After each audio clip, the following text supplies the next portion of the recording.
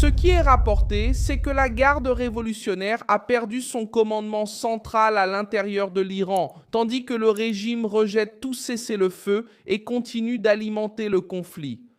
Le résultat est un scénario de chaos, avec des chefs disparus, des ordres contradictoires et des attaques qui continuent, même sans coordination visible. Au sommet, ce qui s'est passé est simple. La structure centrale de commandement de la garde révolutionnaire à Téhéran aurait été brisée après la série d'attaques qui a touché des installations, des bases et des dirigeants liés à l'appareil militaire iranien. Ceux qui apparaissent au centre de cette crise sont les chefs de la garde révolutionnaire, leurs commandants régionaux, la chancellerie iranienne, Donald Trump, Marco Rubio, et aussi Israël, qui continue d'agir aux côtés des États-Unis dans l'effort pour écraser la capacité militaire du régime.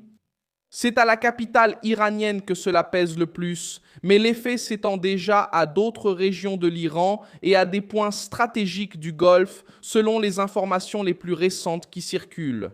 Dans cet environnement de guerre, les principaux dirigeants de la garde révolutionnaire ne se montreraient pas, ils ne communiqueraient pas de manière claire. Et ils ont laissé les commandants locaux et régionaux sans direction précise. En conséquence, ce qui reste sur le terrain, ce sont des noyaux isolés, des unités agissant de manière dispersée et des tirs qui continuent même sans la présence d'un commandement central visible. Cela aide à expliquer pourquoi le régime semble de plus en plus agressif et, en même temps, plus confus. À Téhéran, l'impact est déjà décrit comme lourd. Des zones de la capitale ont de nouveau été touchées, des quartiers stratégiques ont été secoués par de nouvelles explosions et la ville est entrée, une fois de plus, dans une atmosphère de peur. En même temps, les postes de contrôle disséminés dans la ville et dans d'autres régions ont changé de forme. D'abord fixes, ils ont ensuite été déplacés vers des tunnels et des points plus protégés. Ils deviendraient désormais mobiles, tentant désespérément de limiter les pertes et de préserver une surveillance interne. Cela montre comment le régime tente de survivre face à la pression extérieure et au risque d'effondrement.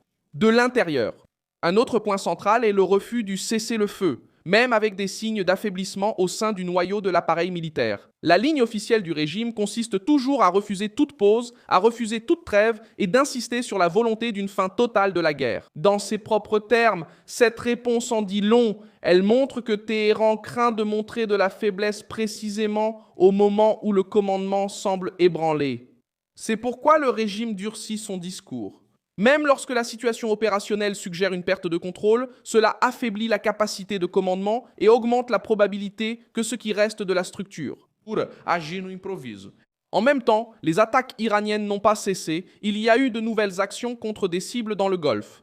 Le Qatar a signalé l'interception de missiles de croisière lancés depuis l'Iran, avec un troisième projectile ayant touché un pétrolier affrété par Qatar Energy. Aucun décès n'a été rapporté.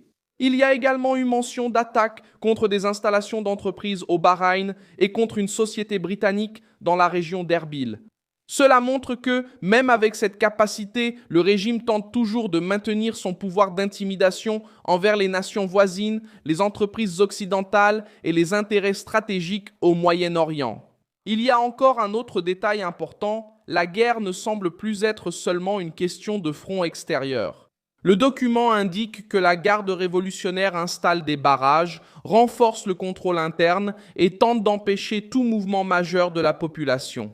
Cela arrive car le régime sait qu'un commandement central affaibli expose aussi à des risques internes, pas seulement à l'ennemi extérieur. Il vient aussi de la peur de la désobéissance, de la rupture interne et de la perte définitive de l'autorité. Du côté des États-Unis, le discours est également devenu plus ferme. Marco Rubio a traité Abbas Araghchi de menteur et a réaffirmé que Washington considère le régime iranien comme une menace radicale et durable. Quant à Trump, il a de nouveau émis des messages contradictoires tout en maintenant une pression maximale. Et il indique qu'il n'envisagerait une trêve que si le détroit d'Ormuz reste ouvert et libre. En pratique, le message américain reste celui d'écraser la menace militaire du régime avant toute discussion sérieuse. Le fait le plus explosif en ce moment est justement celui-ci. Les gardiens de la révolution continuent d'attaquer, mais sans donner l'image d'un commandement solide. Cela rend tout plus dangereux lorsque le sommet disparaît, lorsque les chefs se cachent, lorsque les commandants locaux ne savent pas à qui répondre et lorsque le régime rejette le cessez-le-feu. Malgré cela, le risque d'erreur, d'excès et de chaos augmente de façon brutale. Le tableau qui se dessine maintenant est celui d'un régime blessé, acculé et encore plus imprévisible. Les gardiens de la révolution tentent de maintenir la guerre en vie, mais ce qui est rapporté, c'est une chaîne de commandement centrale brisée et le refus du cessez-le-feu. Au lieu de paraître fiable, cela sonne de plus en plus comme le reflet d'un pouvoir qui sent qu'il perd le contrôle de son propre centre.